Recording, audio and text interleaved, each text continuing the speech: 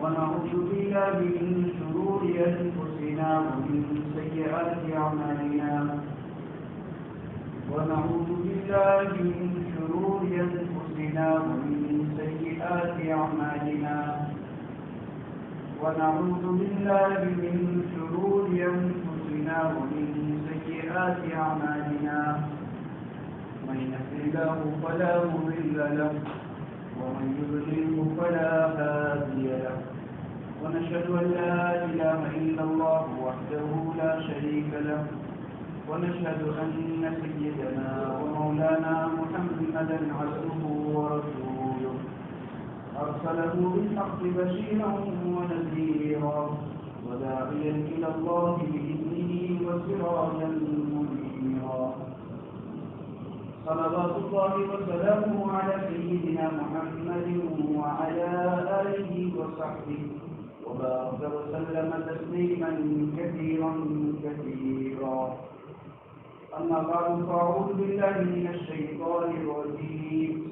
بسم الله الرحمن الرحيم يا أيها الذين آمنوا اتقوا الله وكونوا مع الصادقين صدق اللہ العظیم. قابل احترام بزرگوں اور دوستوں، میں نے جو آیت کریمہ تلاوت کی اس میں اللہ تبارک و تعالی دو حکم فرما رہے ہیں. ایک تو تقویٰ کے حاصل کرنے کا حکم دے رہے ہیں، اللہ سے ڈرنے کا حکم دے رہے ہیں، اور دوسرا نیک لوگوں کی صحبت اختیار کرنے کا حکم دیا جائے. یہ مہینہ اللہ تبارک و تعالیٰ نے ہمیں جو عطا کیا ہے وہ خاص طور پر تقویٰ زندگی میں داخل کرنے کے لیے عطا کیا ہے. اس لیے نہ روزے کے فرض ہونے کا حکم بیان کیا، وہیں پر روزے کیوں فرض کیے جا رہے ہیں اس کی جو وجہ بتلائی ہے، اس کی بنیادی وجہ یہی تقویٰ ہے. یا ایھا الذین آمنوا کتب علیکم الصیام کما کتب علی الذین من قبلکم لعلکم تتقون. اے ایمان والو، ایک اور بات دھیان میں رکھنے کی یہ ہے کہ اللہ تبارک و تعالیٰ نے قرآن کریم میں بڑے محبت بڑے انداز میں ہر ایمان والے کو مخاطب کیا ہے اور بہت سی جگہوں پہ مخاطب کیا ہے. علماء فرماتے ہیں کہ اللہ تبارک و تعالیٰ جہاں یہ بات کہتے ہیں یا ایھا الذین آمنوا، وہ اللہ تعالیٰ خود اپنے ایمان والے بندے کو کہہ رہے ہیں، حکم فرما رہے ہیں ڈائریکٹ، اس میں کوئی راستہ نہیں.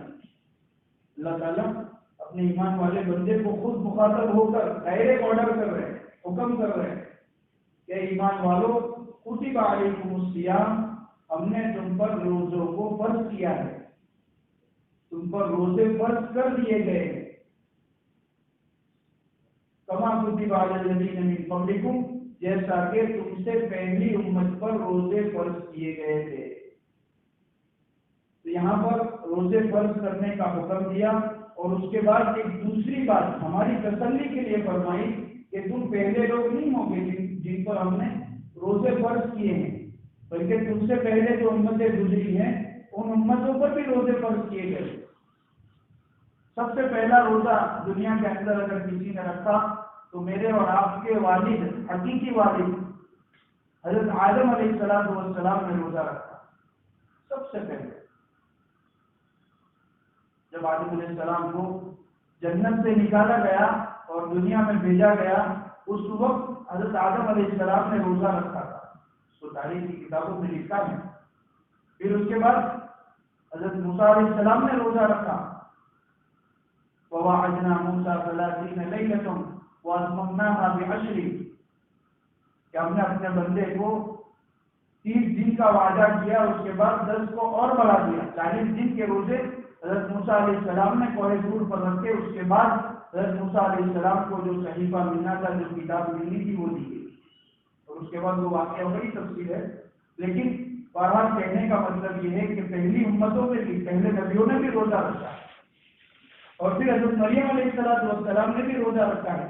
جب حضرت عیسیٰ علیہ السلام کی پیدائش ہوئی ان کے یہاں، تو اللہ تعالیٰ نے خود حکم دیا یہ کہ حضرت عیسیٰ علیہ السلام کے بارے میں ہم نے کہا ہر ایک جانتا ہے کہ اللہ تبارک و تعالیٰ نے ان کو بغیر والد کے دنیا میں بھیجا ہے. تو ظاہر سی بات ہے، کوئی عورت اگر کسی سے ملے بغیر کوئی بچہ لے کر آئے گی تو اس پر الزام تو لگنا ہی لگنا ہے، تہمت تو لگنی ہے کہ تو نے کچھ غلط کام کیا ہے.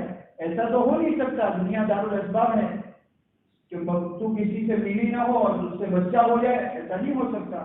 تو اللہ تبارک و تعالیٰ نے حکم دیا کہ جب بچہ آ گیا اس کے بعد کہا فقولی انی نذرت للرحمن صوما فلن اکلم الانسیہ، کہ جب تیری قوم تیرے پاس آئے اور تجھ پر تہمت لگائے، الزام لگائے، تو ان سے کہنا، ان سے اشارہ کر لینا کہ آج کے دن کا میں نے روزہ رکھا ہے. انی نذرت للرحمن صوما فلن اکلم اليوم انسیہ، اور اس کے ساتھ ساتھ پورا دن کسی سے بات نہیں کروں گی. یہ تو اللہ تبارک و تعالیٰ نے امت محمدیہ کی خصوصیت رکھی ہے کہ روزے کے اندر بات چیت کی اجازت دی گئی ہے.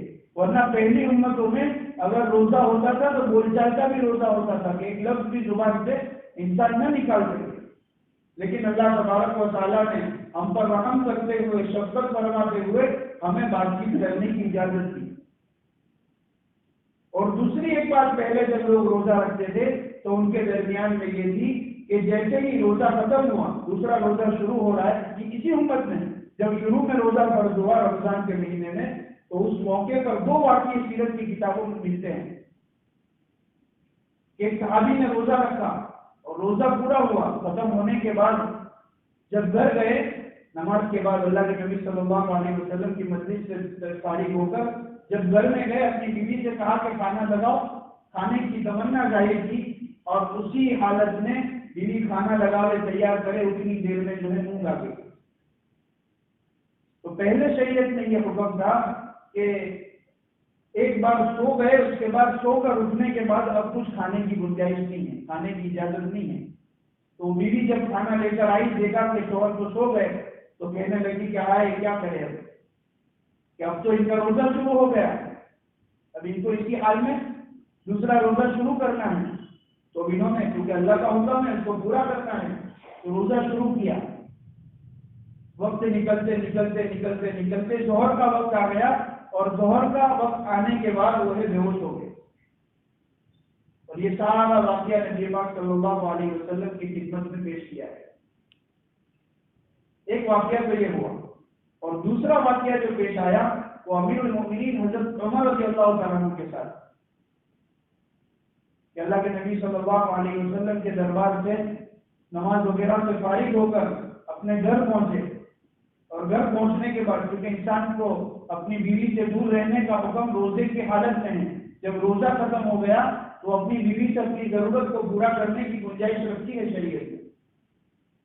تو ان کو تقاضا ہوا، اور جب گھر پہنچے تو اپنی بیوی سے کہا، اپنے تقاضا، اپنی خواہش ظاہر کی. تو بیوی کہنے لگی کہ میں تو روزے سے ہوں، میں تو سو گئی تھی، ابھی اٹھی ہوں، تو میرا تو روزہ، دوسرا روزہ شروع ہو گیا، اب آپ اپنے تقاضے کو پورا نہیں کر سکتے. تو امیر المومنین اس وقت غصے ہو گئے، ناراض ہو گئے، اور اپنے تقاضے کو پورا کر لیا، اور پھر سو گئے. پھر جب اٹھے، بیدار ہوتے وقت یہ احساس ہوا، اس کو اس وقت کہتے رہے کہ تو جھوٹ بولتی ہے، تجھے میری حاجت کا خیال نہیں ہے، اس لیے تو نے جو ہے جھوٹ بولا، اور ایسے کرتے ہوئے اپنے تقاضے کو پورا کر لیا.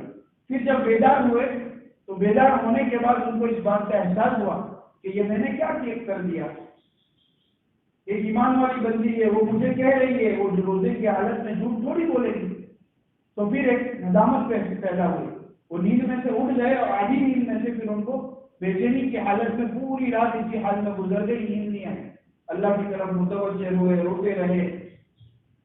پھر جب صبح کے وقت اللہ کے نبی صلی اللہ علیہ وسلم کے دربار میں حاضر ہوئے اور یہ سارا واقعہ پیش کیا کہ میرے ساتھ یہ واقعہ پیش ہوا، پھر اللہ تبارک و تعالیٰ کی طرف سے حکم نازل ہوا کہ اب تم لوگوں کو صبح صادق سے لے کر غروب آفتاب تک روزہ رکھنا ہے، اس کے علاوہ تمہیں اپنی ہر خواہش کو، اپنی ہر تقاضے کو پورا کرنے کی اجازت ہے.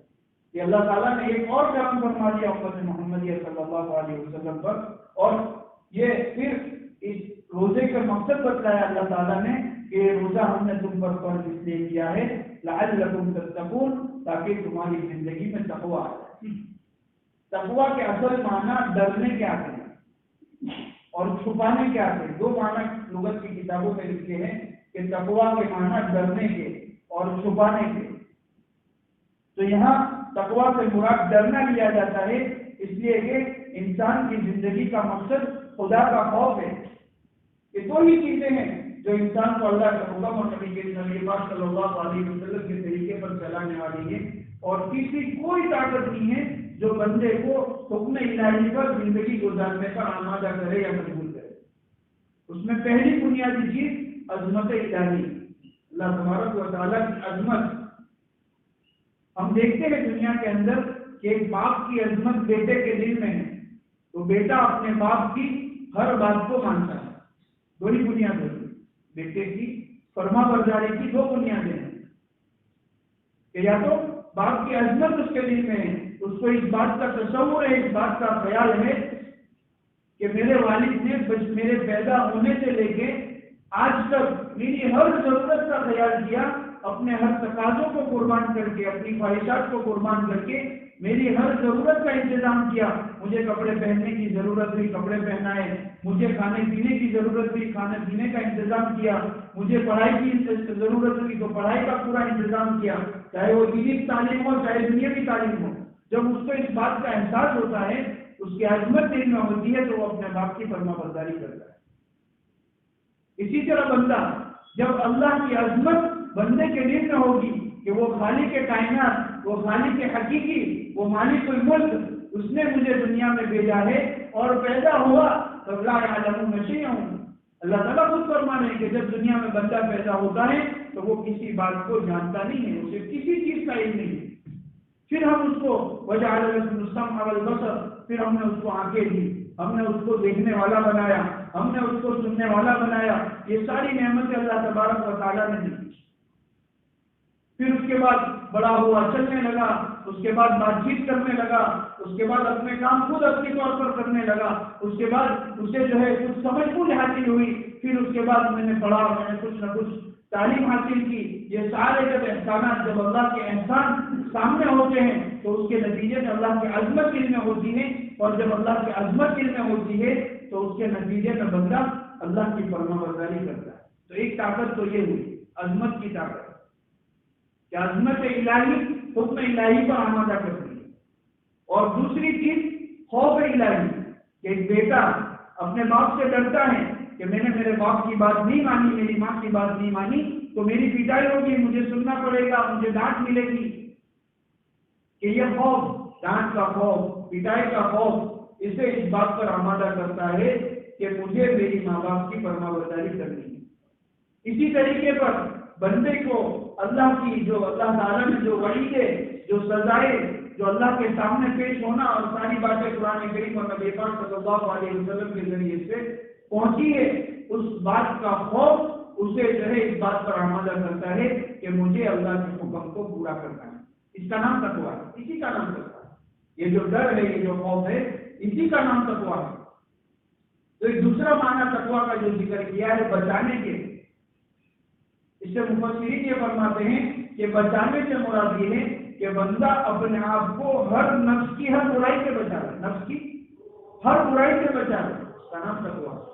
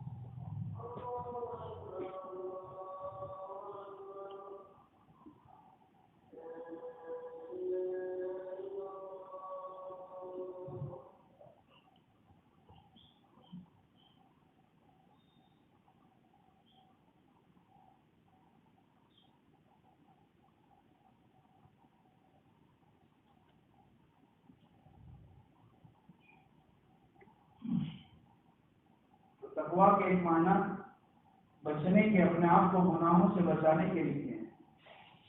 انسان ہر نفس کی ہر برائی، شرارت، اس لیے کہ انسان کو اللہ تبارک و تعالیٰ نے مٹی سے بنایا ہے، اور مٹی کا تقاضا علماء نے لکھا ہے شرارت کا ہے، کہ اندر سے کہ مٹی سے بناوٹ ہے.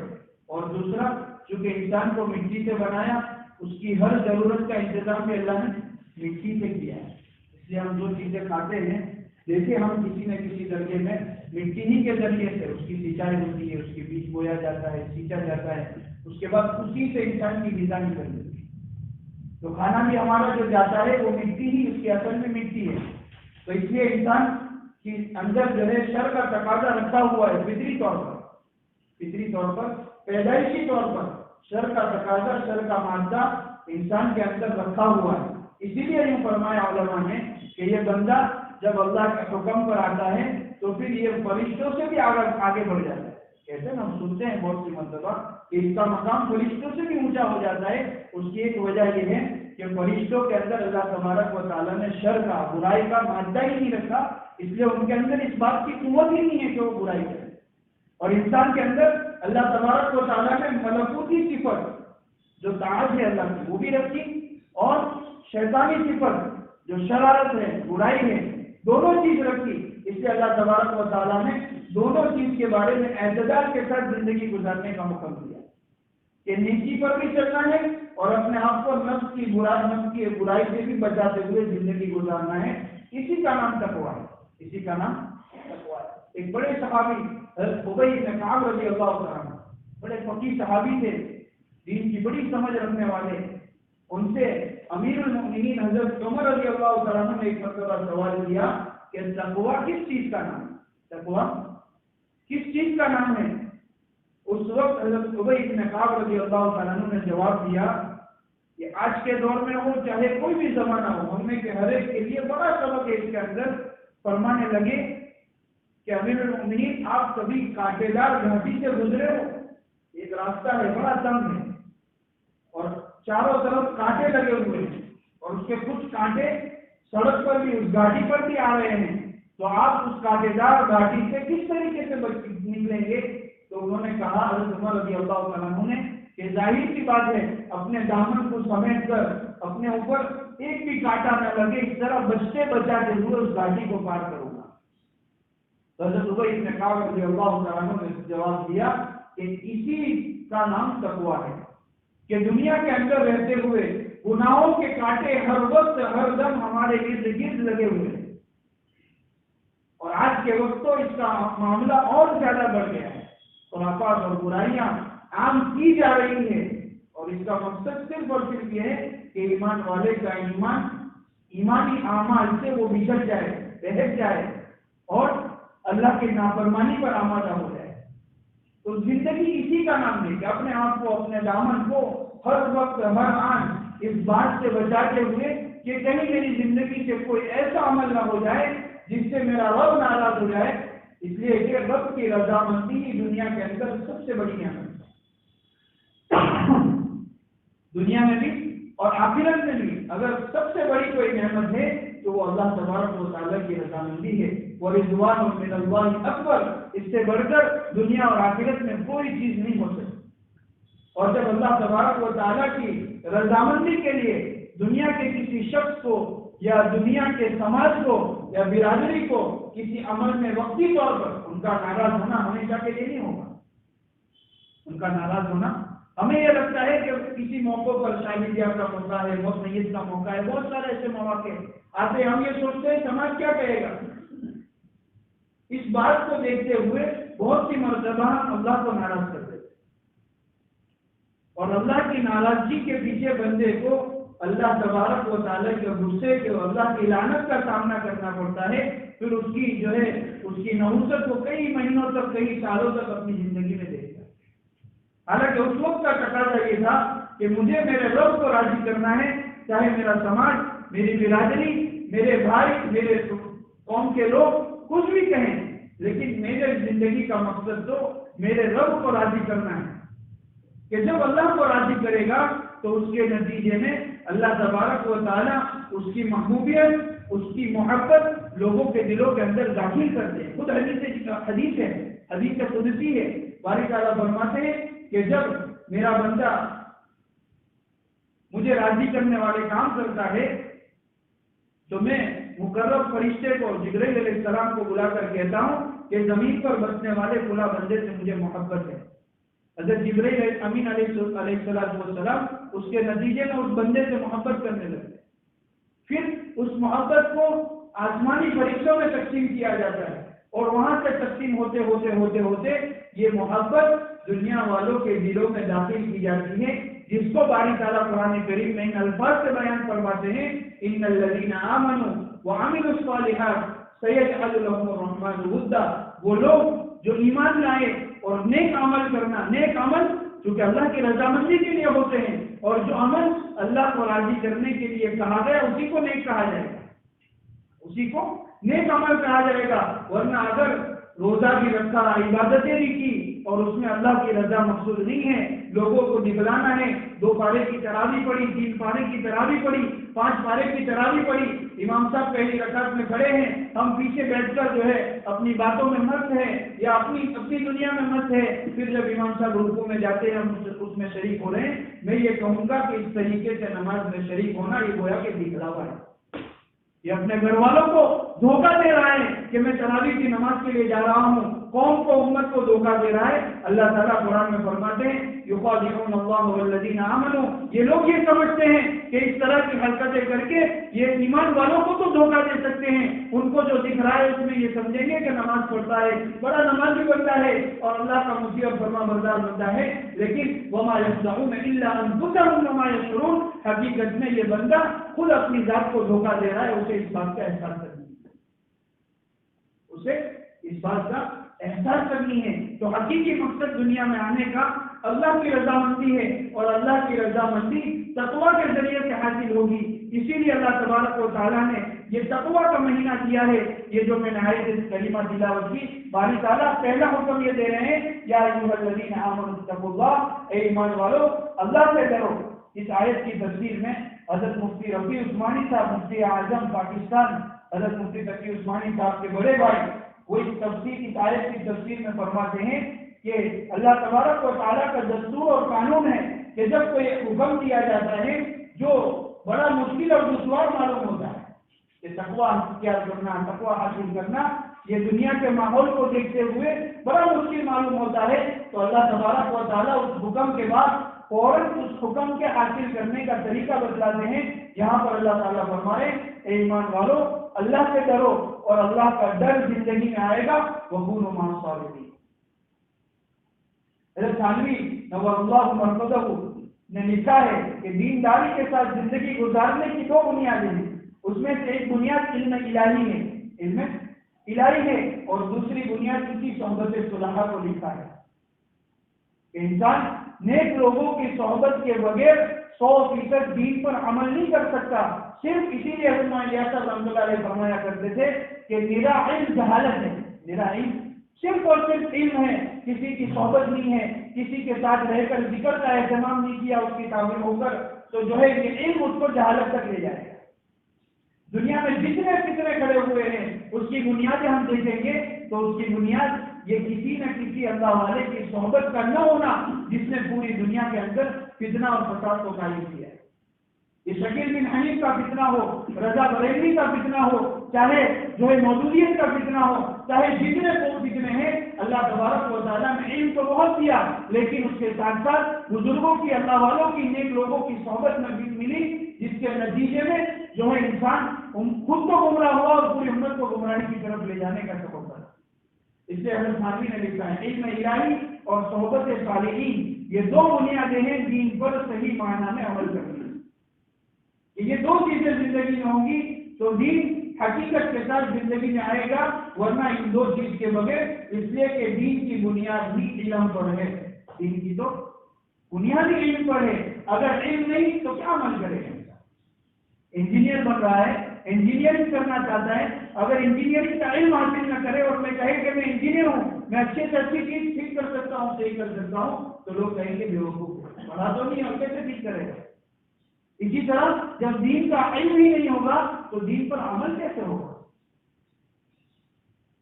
اس لیے بنیادی چیز علم اور صحبت صلحاء حضرت ثانی نے اپنا خطبات میں اس کو لکھا ہے اور کونوا مع الصادقین نیک لوگوں کی صحبت اختیار کرنے کا حکم دیا اور اس کے ساتھ ساتھ 4 عمل انہوں نے بتلائے. مختصراً میں عرض کر کے اپنی بات کو ختم کرتا ہوں.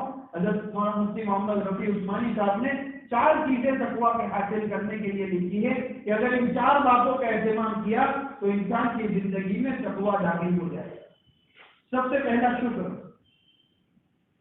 سب سے پہلا شکر. ہر نعمت، ہر آن، ہر لمحہ. اور میں یہ کہتا ہوں کہ شکر ایک ایسی عبادت ہے جس کے لیے کوئی شرط نہیں ہے، کوئی شرط نہیں. اس کے لیے نہ وضو کی شرط ہے، نہ ایسی کوئی شرائط نہیں ہے. ہر وقت ہر لمحہ بندہ اللہ کا شکر ادا کر سکتا ہے. اور دوسری چیز، شکر کو حاصل کرنے کے بھی طریقے اور یہ ساری چیزیں، شکر کی بھی 3 قسمیں لکھی ہے لیکن ابھی اس کو بیان کرنے کا وقت نہیں ہے. اور دوسری چیز جو ذکر کی ہے وہ صبر. کہ زندگی کے اندر انسان اپنی زندگی کو صبر کے ساتھ عادت کر رہے. اور صبر اتنی بڑی نعمت ہے، ان اللہ مع الصابرین. صبر کرنے کے نتیجے میں اللہ تبارک و تعالیٰ کی معیت کا ہے. یہ ابھی جو موقع ہے، ہمارے سامنے جو حالات نظر آ رہے ہیں، یہ صبر کا موقع ہے. اللہ تبارک و تعالیٰ ہمارے صبر کو آزمانا چاہ رہے ہیں. اور یہ مہینہ بھی اللہ تعالیٰ خود کہہ رہے ہیں یہ مہینہ شہر الصبر، یہ صبر کا مہینہ ہے. انسان اپنے آپ کو روکتا ہے کھانے پینے سے اور اپنی بیوی سے قریب ہونے کو، یہ ایک طرح کا صبر ہے. اور یہ جو حالات ہے وَلَنَبْلُوَنَّكُمْ بِشَيْءٍ مِّنَ الْخَوْفِ، اللہ تعالیٰ فرماتے ہیں کہ میں میرے بندوں کو خوف کے ذریعے سے بھی آزماتا ہوں. یہ سارے حالات دنیا کے اندر جو نظر آ رہے ہیں، یہ اس لیے نظر یہ اللہ کی طرف سے ہی ہے. اللہ تعالیٰ آزمانا چاہتے ہیں کہ اس بیماری سے میرے بندے غائب ہو جاتے ہیں یا میرا خوف ان کی زندگی میں جاتا ہے. اس لیے بہت گھبرانے کی، پریشان ہونے کی ضرورت نہیں ہے. اس بیماری سے جس سے اگر موت آنی ہے وہی دنیا سے جائے گا. جس کی موت اللہ نے لکھی نہیں ہے، کوئی دنیا کا مائکا لال اس کو دنیا سے رخصت نہیں کر سکتا. اس لیے اپنے آپ کو جمانے کی اور صبر کرنے کی یہ موقع ہے. بالکل گھبرانے کی ضرورت نہیں ہے. اگر کوئی ایسی بات آتی ہے تو علاج بھی کرے، پرہیز بھی کرے. یہ احتیاطی، اس لیے کہ اللہ کے نبی صلی اللہ علیہ وسلم نے پرہیز کو آدھا علاج کہا ہے. پرہیز کو آدھا علاج کہا ہے. ڈاکٹر لوگ جو ہمیں پرہیز جو احتیاط بتا رہے ہیں، چاہے وہ ماسک پہننا ہو، تھوڑے حد تک سوشل ڈسٹینسنگ ہو، یا جو ہے شریعت کے دائرے میں رہتے ہوئے ہر احتیاط پر ہم عمل کریں گے، اس کے نتیجے میں اللہ تبارک و تعالیٰ ہمیں اس خوف کی آزمائش میں بھی اللہ تعالیٰ کامیاب کریں گے. اور صبر کے ساتھ یہ برا وقت، اس لیے کہ برا وقت ہمیشہ رہتا نہیں ہے. یہ ایک نہ ایک دن دنیا سے اٹھنا ہے. یہ برائی کا وقت، برا وقت ختم ہونا ہے. بس ہمیں اپنے آپ کو صبر کے ساتھ، ہمت کے ساتھ رہنے کی ضرورت ہے. تو دوسری بات یہ صبر. اور تیسری چیز ذکر کی استغفار کی خوب کثرت.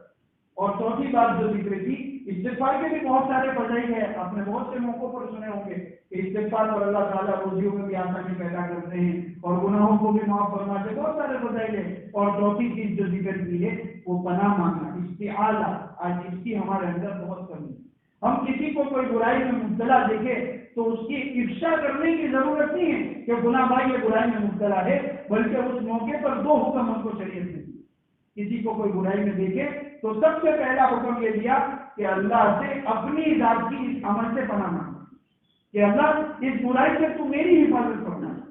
اور دوسری چیز ہمیں سکھلائی کہ اپنے بھائی کے اس عیب کو چھپاوے اور اللہ سے اس کے اس عیب کے دور ہونے کی دعا کرے. تو یہ 4 باتیں حضرت مفتی رفیع عثمانی صاحب نے ذکر کی ہیں کہ اگر ان 4 چیزوں کا زندگی میں اہتمام کیا تو اللہ تعالیٰ کی ذات سے پوری امید ہے کہ ہماری زندگی تقویٰ والی بن جائے گی، جو اللہ تبارک و تعالیٰ نے اس مہینے سے چاہا ہے. ایک شکر، دوسرا صبر، تیسرا استغفار کی کثرت اور چوتھا پناہ مانگنا. اللہ سے اپنی ہر برائی سے اللہ سے پناہ مانگنا. استعاذہ. اللہ تبارک و تعالیٰ اس مہینے کی برکت سے پورے امت مسلمہ کے ہر فرد میں اللہ تبارک و تعالیٰ تقویٰ کو داخل کرے اور جو ہے اللہ تبارک و تعالیٰ پوری زندگی ہمیں اس کے نتیجے میں تقویٰ والی زندگی گزارنے کی توفیق عطا فرمائے. آمین. وآخر دعوانا الحمدللہ.